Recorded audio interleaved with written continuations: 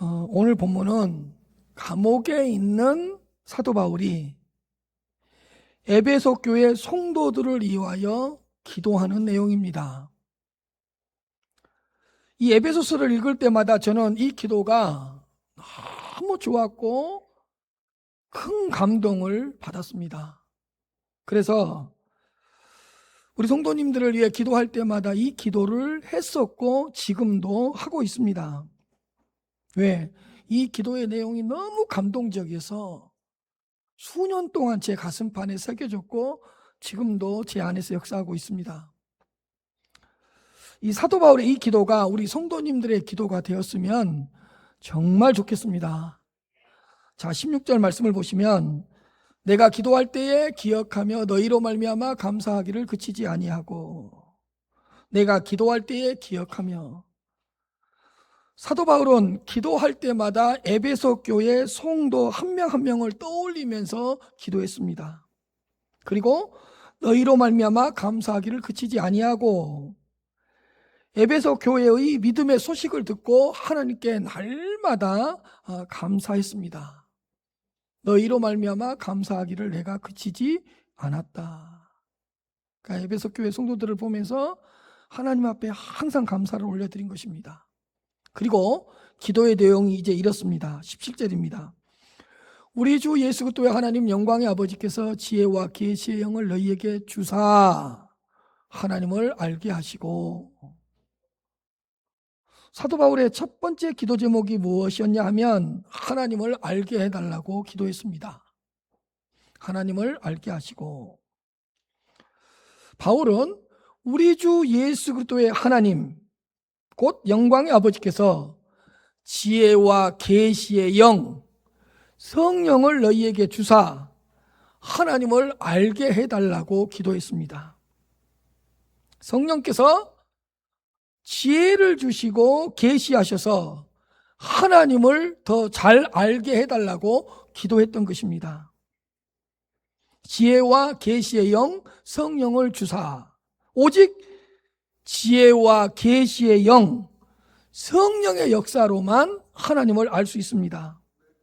오직 성령께서 지혜를 주시고 진리를 계시해 주실 때만 하나님을 알 수 있다는 것입니다. 그러니까 우리 주 예수 그리스도의 하나님 영광의 아버지께서 너희에게 지혜와 계시의 영을 주사 하나님을 알게 하시고, 이렇게 기도했던 것입니다. 인간의 능력과 지식으로는 하나님을 알 길이 없습니다. 인간이 가진 그 어떤 것으로도 하나님을 알 수 없습니다. 인간의 어떤 고행, 수행, 인간의 노력, 인간의 힘과 지혜로는 하나님을 알 수 없다는 것입니다. 지혜와 계시의 영이, 그 성령이 감동을 주시고 감화시키시고 역사하실 때만 하나님을 알 수 있다는 것입니다. 그러므로 하나님을 인격적으로 더 알아가는 것이 정말 중요합니다. 우리는 지금 하나님을 알고 있어요. 그러나 지금보다 조금만 더 하나님을 알게 된다면, 분명히 하나님을 알고 있어요. 그러나 지금보다 조금 더 하나님을 알아간다면, 알 수만 있다면, 안다면 그동안 보이지 않았던 하나님의 일하심이 보이고요, 그동안 들리지 않았던 하나님의 말씀이 들리기 시작하고요, 그동안 느낄 수 없었던 하나님의 사랑을 크게 느낍니다.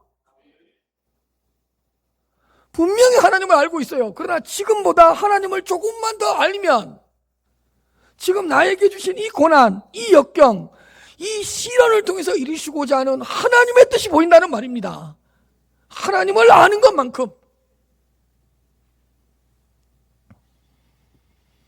하나님을 조금만 지금보다 더 알아도요, 내 삶이 새롭게 보이고요, 모든 사람들이 새롭게 보입니다.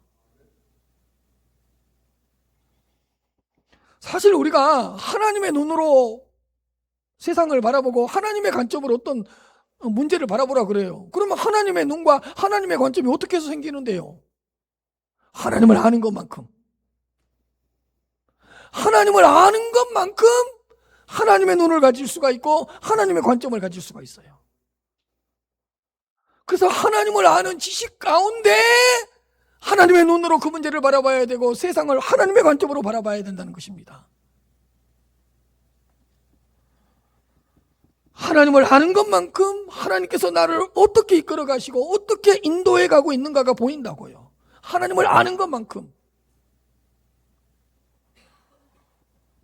사실요, 하나님을 아는 것만큼 내가 누구인가가 보이고요, 내가 왜 사는가를 알 수 있고요, 내가 어떻게 살아가야 되는가를 알 수 있어요.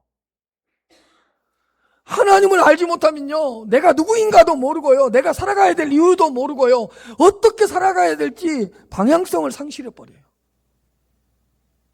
하나님을 모르면요, 모든 것이 헷갈리고요, 내 삶이 무질서해지고요, 하나님을 알지 못하면 내가 방황할 수밖에 없는 거예요.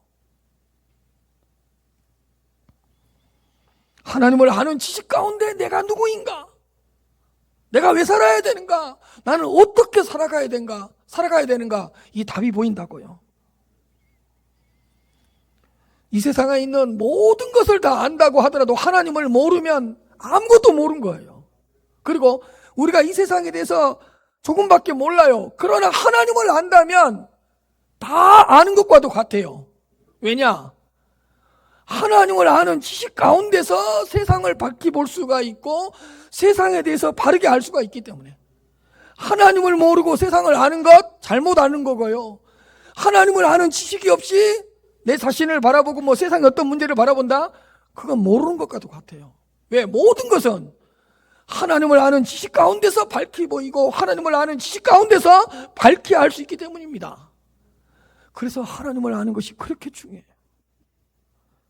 하나님을 아는 지식이 자라가는 것이 그렇게 중요하다고요. 그러므로 내가 힘들잖아요. 힘들 때일수록 하나님을 더 알아가는 일에 힘을 쓰십시오. 고난이 있고 역경이 계속 몰려와요. 그럴 때일수록 그 고난을 어떻게 넘어갈까, 역경을 어떻게 넘어갈까만 고민하지 마시고 고난과 역경이 넘어올 때마다 내가 알고 있는 것보다 더 하나님을 알고 하나님을 아는 지식을 더 잘하게 하는 일에 더 힘을 쓰시라고요. 문제가 딱 터지고 발생했어요. 그러면 어떻게 쓰든지 이 문제만 해결하려고 그러지 말고 이 문제 가운데서 하나님을 더 알아가시라고요. 하나님을 아는 것만큼, 하나님을 아는 지식이 잘하는 것만큼 이 문제를 해결할 수 있는 지혜가 생기고 명철이 생긴다고요. 인간관계를 맺다 보면 세상에서도 그러고 교회에서도 그러고 상처를 받을 수밖에 없고 또 갈등이 있을 수밖에 없고 아픔과 상처가 있을 수밖에 없어요. 그러면 막 그 상처에 아픔에 매달리지 말고 그 문제, 그 관계를 어떻게 해결할까 그것만 고민하지 말고 지금보다 더 하나님을 알아가는 일에 힘을 내시라고요. 지금보다 하나님을 조금만 더 알게 된다면 그 아픔, 그 상처 아무것도 아니에요. 하나님을 더 알아가야 된다고요. 사도 바울이 기도하잖아요. 우리 주 예수 그리스도의 하나님 영광의 아버지께서 지혜와 계시의 영을 너희에게 주사 하나님을 더 알아갔으면 좋겠다. 이 고상한 기도를 하는 거예요. 하나님을 알아가는 기도를 하는 거예요. 호세아 6장 3절입니다. 그러므로 우리가 여호와를 알자, 힘써 여호와를 알자. 그에 나타나시면 새벽빛같이 어김없나니 비와 같이 땅을 적시는 늦은 비와 같이 우리에게 임하시리라 하시니라. 여호와를 알자, 힘써 여호와를 알자. 지금 우리는 신약시대 은혜의 시대를 살고 있으니까 뭐라고 읽으면 되냐? 그러므로 우리가 예수 그리스도를 알자, 힘써서 예수 그리스도를 알자. 다른 일에 힘을 쓰는 것이 아니라 하나님을 알아가고 예수 그리스도를 알아가는 일에 힘을 쓰자는 거예요.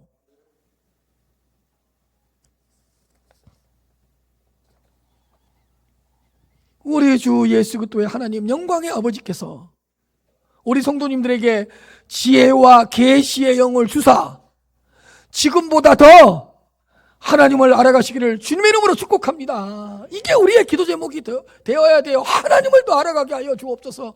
하나님을 아는 지식이 자라가게 하여 주옵소서. 그 가운데서 문제가 해결되고 그 가운데서 아픔과 상처가 치료된다니까요. 하나님을 모르고 어떻게 그 아픔과 상처가 해결될 수 있겠어요?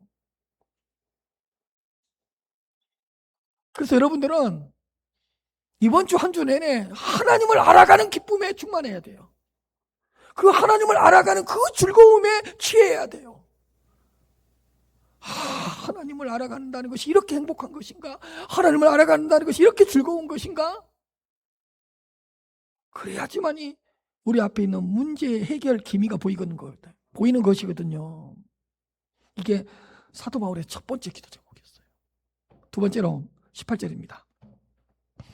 너희 마음의 눈을 밝히사 그의 부르심의 소망이 무엇이며 성도 안에서 그 기업의 영광의 풍성함이 무엇이며. 두 번째 사도 바울의 기도 제목은 뭐였냐? 부르심의 소망과 성도 안에서 기업의 영광의 풍성함을 알게 해달라고 기도했습니다. 너희 마음의 눈을 밝히사, 하나님께서 너희의 마음의 눈을 밝히사 하나님의 부르심의 소망이 무엇이며 성도 안에서 그 기업의 영광의 풍성함이 무엇인지를 알았으면 좋겠다. 이걸 가지고 기도한 거예요. 감옥 안에서. 너희의 마음의 눈을 밝히사. 인간의 육신적인 눈으로는 알 수가 없기 때문에 너희 마음의 눈을 밝히셔서 그의 부르심의 소망을 알았으면 좋겠다는 거예요. 그의 부르심의 소망이 뭘까요? 하나님께서 나를 부르셔서 나를 통해서 이루시고자 하는 그 소망, 그 소망이 무엇인가를 알았으면 좋겠다.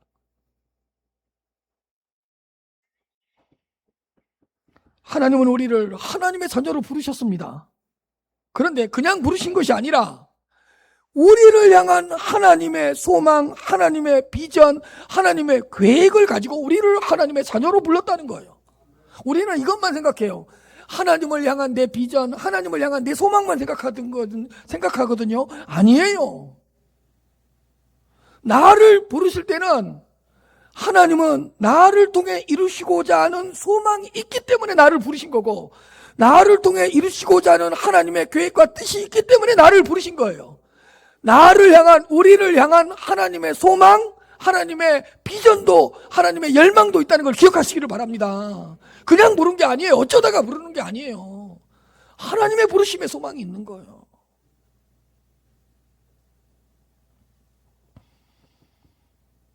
어떤 가구를 제작해요. 가구를 만들어요. 그러면 그 가구 하나를 만드는데 여러 가지 도구가 사용되잖아요. 톱, 끌, 망치, 대패, 송곳, 드릴, 전동 그라인더, 그런 모든 것들을 동원해서 치수를 재고 깎고 자르고 밀고 두드리고 이렇게 해서 아름다운 가구가 만들어지고 제작되는 거잖아요. 마찬가지예요. 우리도 하나님은 우리를 영광스러운 자녀로 만들어가기 위해서 우리의 못난 부분을 깎아내고요, 다듬으시고요, 빼낼 건 빼내고요, 집어내야 될 것은 집어내시고요, 그래서 두들겨 패시기도 하시고요, 세상에 좋아하는 습관을 막 끊어버리려고 하나님께서 손을 대시기도 하시고요. 왜? 우리를 하나님의 영광스러운 자녀로 만드시려는 소망이 있기 때문에. 그래서 우리를 가만히 내버려 두지 않는 거예요.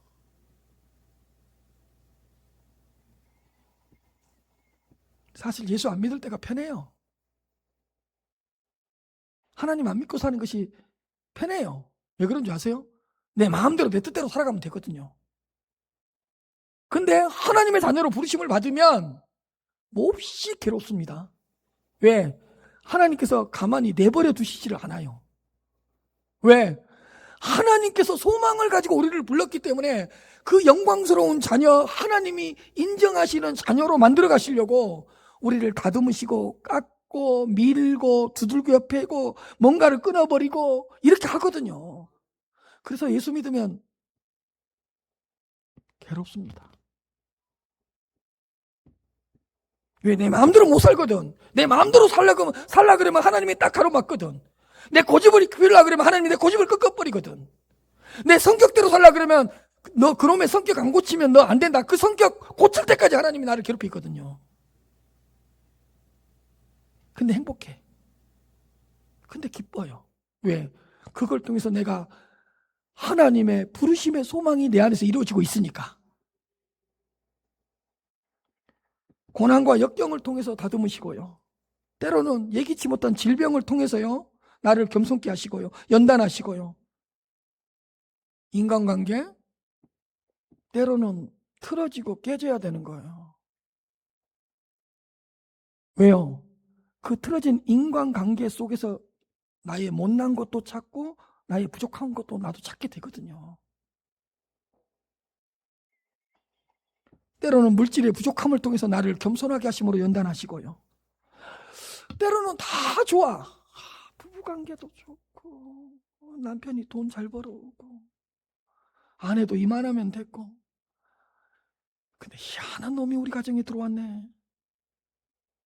어떻게 이런 놈이 우리 가정에 태어나가지고 곧 자식 하나를 통해서 그 부모를 겸손케 만들거든. 자존심을 꽉 상하게 만들거든. 그래서 날뛰지 못하도록. 그 자식만 아니었으면 그 가정 교만하게 막 설치고 다녔을 거예요. 근데 희한하게 나도 닮지도 않고 아내도 안 닮은 그 이상한 놈이 하나 나왔거든. 그래서 그놈만 없으면 되는데 그놈 때문에 그 부모님을 겸손케 하고 다듬으시거든요.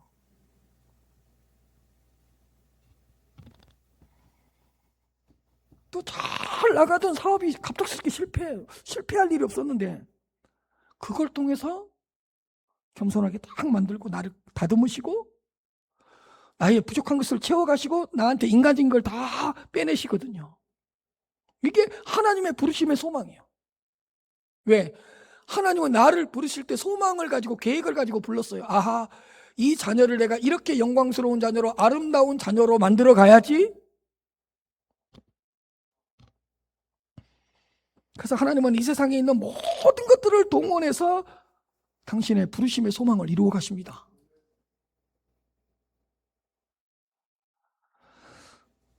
사실 우리는 하나님의 자녀라는 거룩한 신분이 있잖아요. 얼마나 거룩한 신분이에요.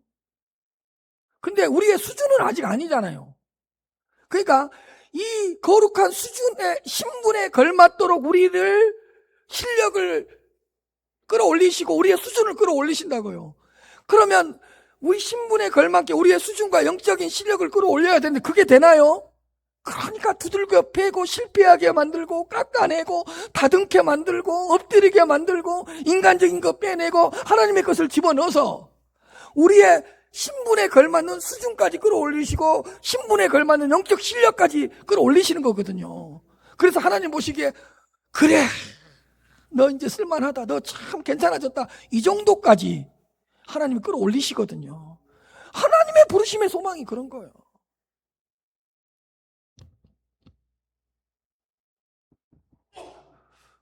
그래서 우리 이 찬양 많이 하죠. 내 모습 이대로 날 받으시옵소서. 그 찬양 참 좋은 찬양인데 우리를 참 부담스럽게 하는 거예요. 왜냐? 하나님은 내 모습 그대로 받아들여줘요. 그래 놓고 시작하거든. 예, 내 모습 이대로 받아줘요. 그래 놓고 그 모습 그대로 살지 않도록 우리를 괴롭히거든. 내 모습 그대로 받아줘. 못난 거, 부족한 거 하나님은 받아줘서 자녀 삼아요. 그래 놓고 작업을 시작하신다고. 그 모습 그대로 살아가면 안 되니까. 그 모습 그대로 살아가다 큰일 나니까 하나님의 자녀라는 신분을 먼저 줘놓고 신분에 걸맞도록 다듬으시고 깎으시고 베어내시고 두들기도 하시고 빼내시기도 하시고 하나님의 것을 집어넣으시기도 하시고 그래서 신분에 걸맞는 실력과 수준을 갖출 수 있도록 만들어 가신다니까요. 그러니까 맨날 이 찬양만 부르면 안 돼요. 내 모습 이대로 날 받으시옵소서. 그 모습 그대로 안 돼. 그대로 받으면 큰일 나. 내 모습 그대로 받아주신다니까요. 그래 놓고 작업을 시작하시고 일을 시작하신다고. 왜? 부르심에 뭐가 있으니까요. 소망이 있다니까. 하나님은 다 여러분들이 부르실 때 소망을 가지고 부르셨다니까.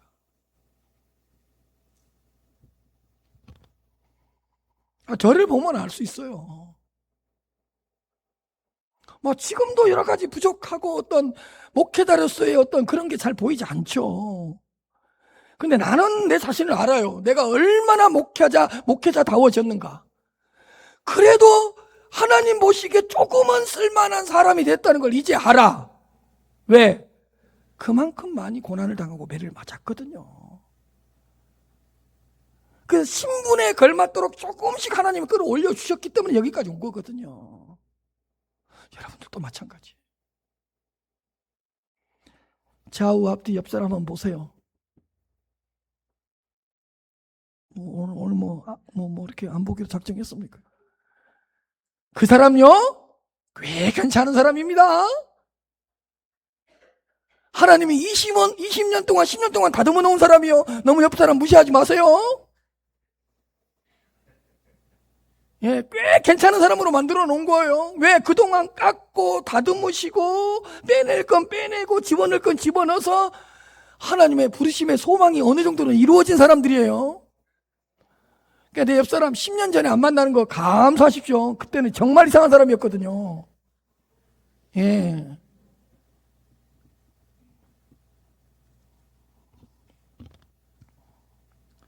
뭐 10년 전보다 20년 전보다 나는 더 못난 사람 같아요. 그런 사람은 없어요. 하나님은 10년 동안 계속 개입하시고 간섭하셔서 우리를 다듬으시고 이렇게 깎아놓으시고 만들어 놓으셨는데 어떻게 10년 전보다 더 안 괜찮은 사람이 될 수 있겠어요? 하나님은요, 한 번 자녀로 삼으셨으면 그 사람 절대로 포기 안 합니다. 하나님의 부르심의 소망이 이루어질 때까지, 하나님이 계획하시고 뜻하신 영광스러운 자녀로 만들어질 때까지요, 개입하시고 간섭하시고 쫓아다니시고 끌어오시고. 그래서 여러분, 한번 주님 떠나서 도망가 보세요. 되나 이제? 다음 주에 나오지 마세요, 교회. 일주일 내내 괴로울 줄 아세요. 한 2주만 교회에 빠져보세요. 밥을 먹어도 주님의 얼굴이 보인 것 같고요, 운전대만 잡아도 주님께서 보이는 것 같고요. 한번 2주 빠지고 등산 한번 해보십시오. 중터증 올라갔는데 모든 돌이 나한테 굴려오는 것처럼 느껴져요. 그래서 결국에는 저녁 예배 나와야 돼.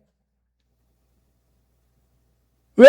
그게 하나님께서 나에게 개입하시고 간섭하셔서 하나님의 사람으로 하나님의 부르심의 소망을 이루어 가시는 과정이거든요. 다시 한번 옆 사람 보세요. 꽤 괜찮은 사람입니다. 하나님이 25년 동안 만진 사람이에요.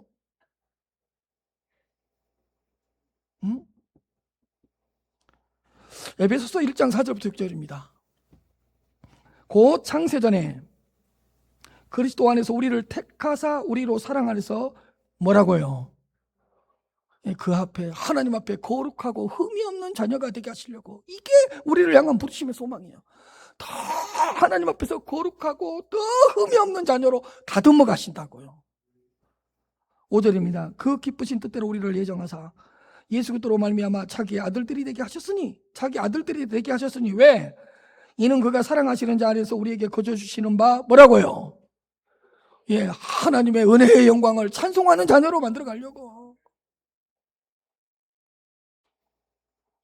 하나님의 은혜의 영광을 찬송하는 그 수준, 그 실력까지 끌어올리시려고 우리를 자녀 삼으셨다니까요. 하나님은요, 한 번 딱 결정하시면 그 일을 이루시고요, 뜻하시면 이루시고요, 이루시면 선하십니다. 그래서 여러분, 하나님 여러분들 죽을 때까지 괴롭힐 거예요. 아마 두고 보세요.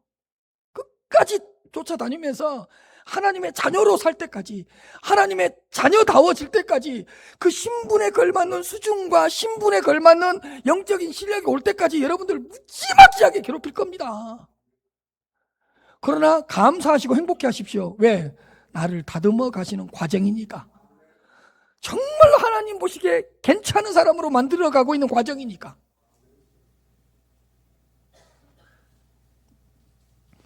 넘어져도 다시 일어나는 자녀로, 실패해도 불평하지 않는 자녀로 만들어 가시려고, 모든 것을 다 잃어도 주님 한 분만이면 괜찮다고 고백할 수 있는 그런 사람으로 만들어 가시려고.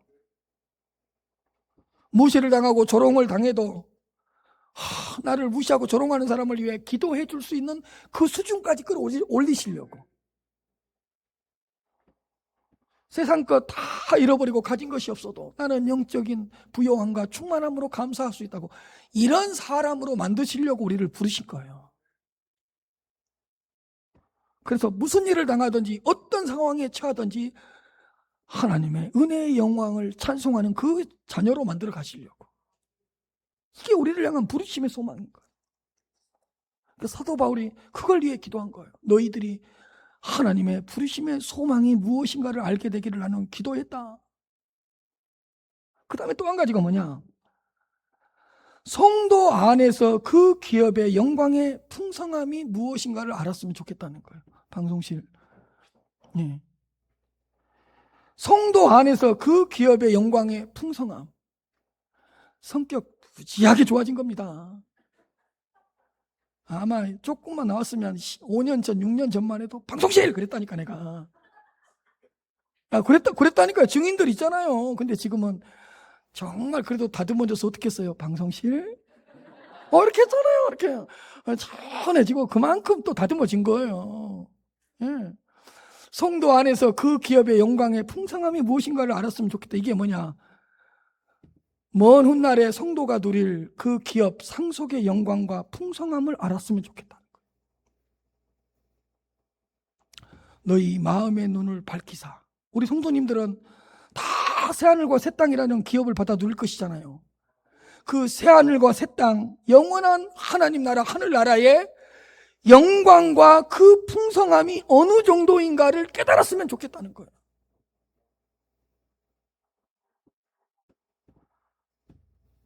사실 저는 이 부분에서 설교 준비하다가 한참을 머물렀습니다. 왜? 내가 누릴 기업의 영광과 풍성함을 한번 깊이 생각해 봤습니다. 하나님의 영광이 찬란하게 빛날 그 새하늘과 새 땅, 삼위일체 하나님의 영광이 태양보다 더 빛나는 그 새하늘과 새 땅, 내가 누릴 그 새하늘과 새 땅, 나를 위해, 우리 성도님들을 위해 예배해 놓으신 그 영광스러운, 모든 것이 영광스럽고 모든 것이 풍성한 그 하늘나라, 내 주여 내 맘 붙드사 그곳에 있게 하소서. 그곳은 빛과 사랑이 언제나 넘치옵니다.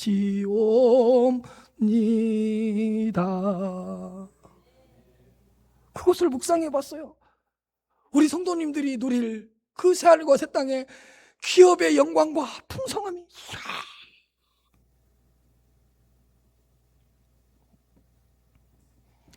사실 설교는 뭐냐면, 여러분들이 지금 이 땅에서, 이 예배당에서 예배를 드리고 있지만, 설교는 여러분들을 천국으로 지금 내가 데리고 가버린 게 설교예요. 여러분들은 지금 여기 앉아 있지만 천국에 앉아 있는 것처럼 그 영광과 부요함을 누리는 성도님들처럼 얼굴 표정을 바꾸고 여러분들의 얼굴을 기쁘고 복되게 만드는 게 사실 설교예요. 그러니까 여러분들은 지금 이 자리에 왔지만 제 설교를 통해서 어디까지 가 있어야 되는 거예요? 예, 천국까지 가 있어야 돼. 그게 사실 설교거든요. 근데 설교를 했는데 성도님들이 맨 땅의 것만 생각하고 이 세상에 더 집착하고 이 세상의 것들만 사랑하고 이 세상에만 더 머무르려고 한다면 그건 설교가 아니야. 제가 지금 우리 성도님들이 누릴 기업의 영광과 기업의 풍성함을 너무 잘 설교를 하고 너무 잘 설명을 해서 여러분들 가운데 몇 명은 지금 그냥 가버렸으면 좋겠다. 내가 그곳에서 지금 그것을 한번 누려봤으면 좋겠다. 이렇게 만들어버려야지 설교를 잘한 거거든. 근데 한 명도 없어 지금. 여기가 좋사오니 나는 안 됩니다. 20년 뒤에 가겠습니다. 그래도 나는 30년 뒤에 가겠습니다. 이렇게 아름다운 곳을 두고 내가 어떻게 가요? 그런 느낌이라고. 근데 사실 우리가 누릴 그 기업의 영광과 풍성함을 우리가 묵상하고 그곳에 사로잡히면 이 세상의 화려한 아름다움 아무것도 아니에요. 정말 아름다운 것을 본 사람은 덜 아름다운 것을 고만두고요, 정말 고귀한 것을 누리는 사람은요, 가치 없는 것을 그냥 내려놓게 돼 있거든요. 사실요, 우리가 누릴 기업의 영광의 풍성함을 풍성하게 누리고 풍성한 곳을 바라보잖아요. 이 땅에서 지금 당하고 있는 고난, 역경, 시련 아무것도 아니에요. 그곳에 비하면 아무것도 아니에요. 그러니까 여러분들 가운데 오늘 집에 가서 저한테 이렇게, 가족들한테 이렇게 말을 해야 되는 거예요. 나 오늘 천국 갔다 왔다. 어떻게? 목사님의 설교를 듣는데 내가 지금 천국에 있는 것 같았어. 새하늘과 새 땅에 내가 다음에 누릴 그 하나님의 영광과 풍성한 가운데 내가 앉아있는 듯한 느낌을 받고 왔어. 이런 말을 들어야지. 나 졸다 왔다. 나 너무 졸아서 고개가 아파 죽겠다. 그러면 되겠냐고요. 어? 그 사도 바울이 감옥 안에서 불평하지 않고 짜증내지 않고 원망하지 않고 자들하지 않고 절망하지 않았던 이유가 뭐예요? 감옥 안에서 있지만 본인이 누릴 기업의 영광과 풍성함에 사로잡혀 버렸거든요. 여러분들은 지금 어디 앉아 있는 거라고요? 그렇죠. 어디 갔다 왔냐 그러면 뭐라 그래야 되는 거예요? 나는 천국 갔다 왔다. 그래 버려야 되는 거예요. 로마서 8장 17절부터 18절입니다. 자녀이면 또한 상속자 곧 하나님의 상속자요 그리스도와 함께한 상속자니 우리가 그와 함께 영광을 받기 위하여 고난도 함께 받아야 할 것입니다. 우리 주님과 함께 영원한 영광을 받기 위하여 고난도 받아야 될 것이 아니냐. 18절이에요. 생각하건대 우리가 당하는 현재의 고난은 장차 우리에게 나타날 영광과 뭐라고요? 비교할 수 없다. 우리가 지금 당하는 고난, 장차 우리에게 나타날 그 영광의 기업, 영광의 풍성함에 비하면 아무것도 아니죠. 사도 바울이 이걸 위해 기도하는 거예요.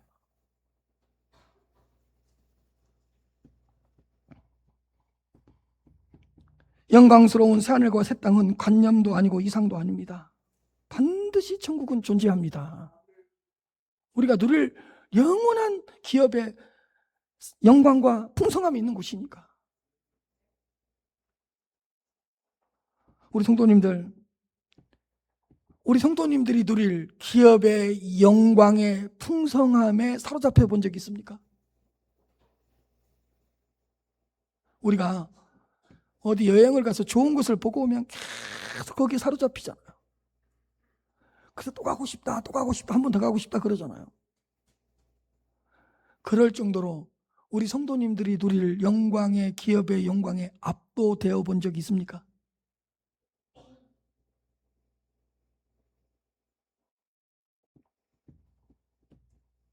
여러분, 이 세상이 전부가 아닙니다. 기업의 영광에 풍성한 곳이 있습니다. 그러므로 이 세상에서 모든 것을 끝장을 보고 끝장을 내려고 하지 마십시오. 만일에 이 세상이 전부라면 우리는 이 세상에서 모든 걸 끝장을 내야 되고 모든 것을 끝내야 돼요. 그러나 우리에게는 뭐가 있어요?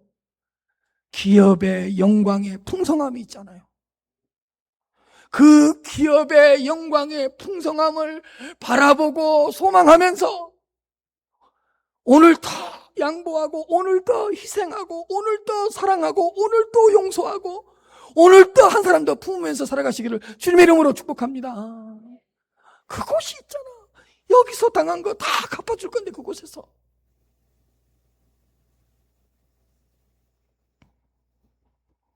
그리고 19절입니다. 한번 읽겠습니다. 시작.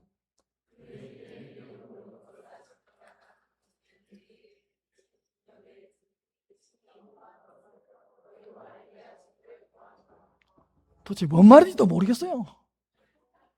이거 잘못 읽으면 숨쉬다 죽습니다. 그의 힘의 위력으로 역사하심을 따라 믿는 우리에게 베푸신 능력의 지극히 크심이 어떠한 것을 너희로 알게 하시기를 구하노라. 형용사가 너무 많아가지고 내용은 좋은 것 같은데 뭔가 확실하게 와닿지 않아요. 그런데 잘 보세요. 잘 보세요. 우리에게 베풀어 주신 능력의 지극히 크심이 어떠한 것인가를 알게 해달라고 기도했어요. 방송실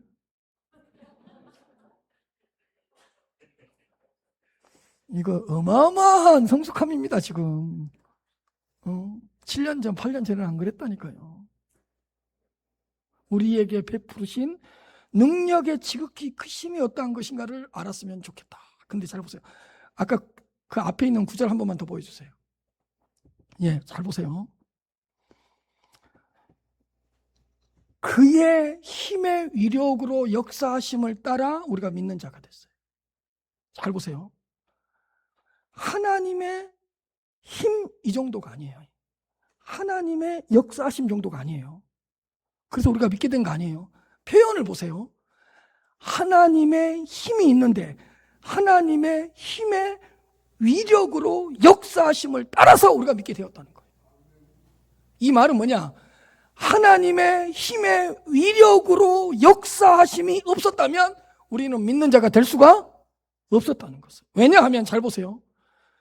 우리는 전적으로 타락하고 부패한 죄인이고 죄덩어리고 죄가 우리를 딱 붙잡고 있는데 이 죄를 깨뜨리고 이 죄 가운데서 보이지 않는 하나님을 믿게 하고 2000년 전에 죽은 예수 그리스도를 나의 구주로 고백할 수 있는 힘이 어디 있겠어요? 한 가지밖에 없어요.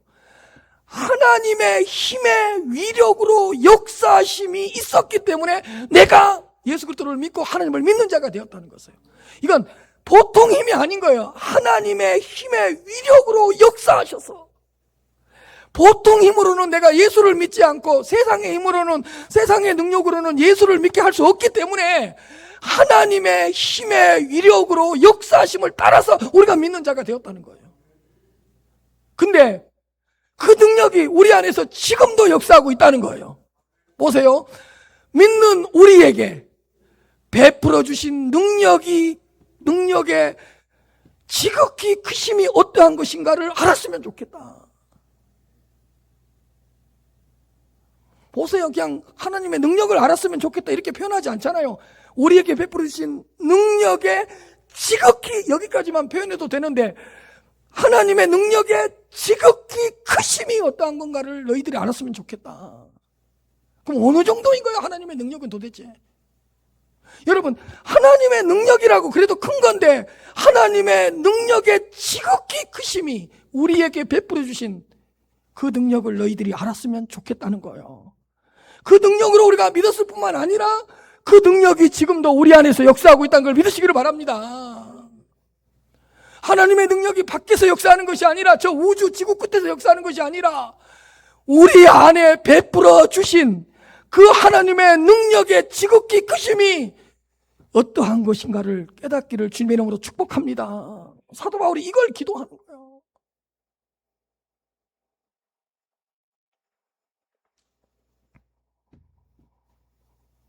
정말 멋있습니다. 이 구절이. 하나님의 힘에 위력으로 역사하심을 따라 믿는 우리에게 베풀어 주신 능력의 지극히 크심이 어떠한 것인가를 알게 하시기를 구하노라. 여러분들이 이 능력을 알았으면 좋겠습니다. 이 세상에 있는 모든 힘과 에너지를 끌어모은들 우리 하나님의 능력의 억분의 1도 안 돼요. 그만큼 하나님께서 우리에게 베푸신 능력이 큰 거예요.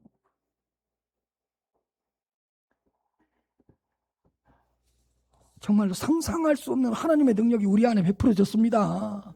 그리고 그 능력이 지금도 우리 안에 역사하고 있습니다. 하나님의 능력의 능력의 지극히 크심이 우리 안에 역사하고 있기 때문에 세상에서 승리할 수 있고요.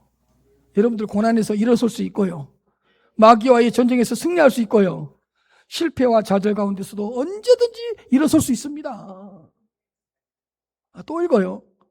제가 설명할 수 없어서 계속 읽어주는 거예요. 하나님의 힘만 있어도 되는데 그 하나님의 힘의 위력으로 역사하심을 따라 믿는 자가 되었는데 그런 우리에게 베풀어 주신 능력의 지극히 크심이 어떠한 것인가를 너희로 알게 하시기를 구하노라.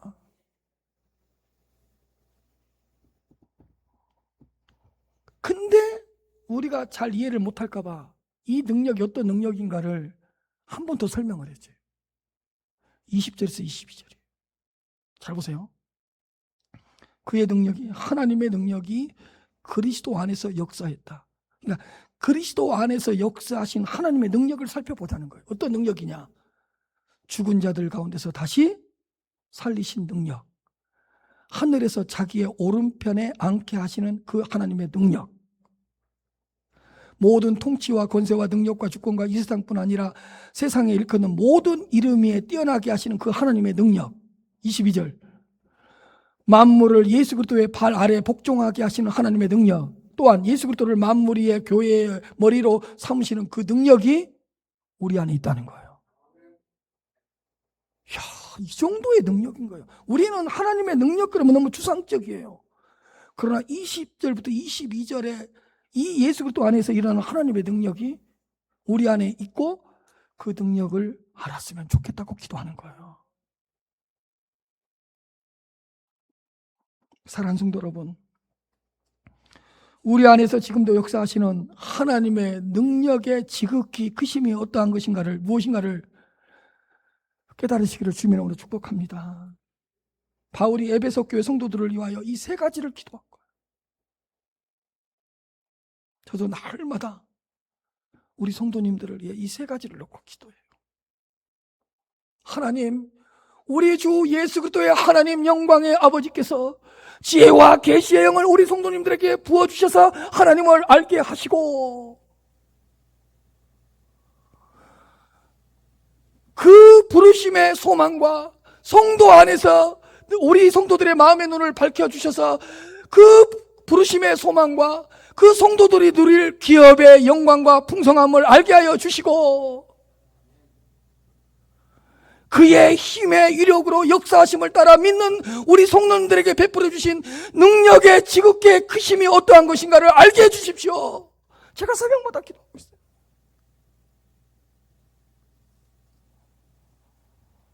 우리 성도님들도 바울처럼 이렇게 기도하시고 응답받으시기를 바랍니다.